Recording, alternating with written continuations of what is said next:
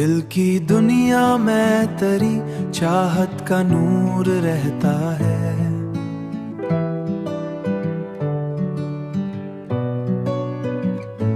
हर एक लम्हा तेरा ख्याल दिल में बहता है।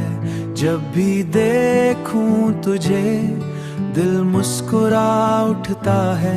तेरी मुस्कुराहट से, तेरी मुस्कुराहट से मेरा जहां सजता है।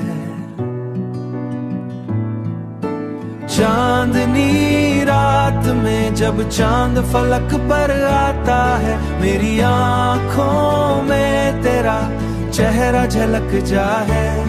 तेरी बातों में अजब सा जादू छुपा है। मेरा हर गम तेरी आवाज से मिट जाता है।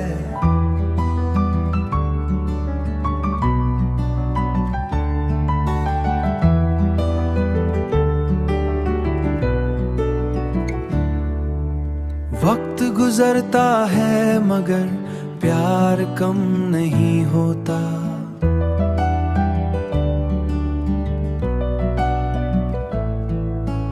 मेरा दिल हर दिन तुझे और ज्यादा चाहता है।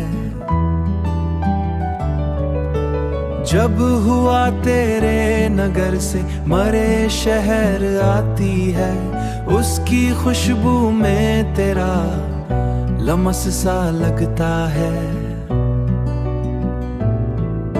जिंदगी की राहों में जो भी मोड़ आए, तेरा साथ हो सब आसान लगता है।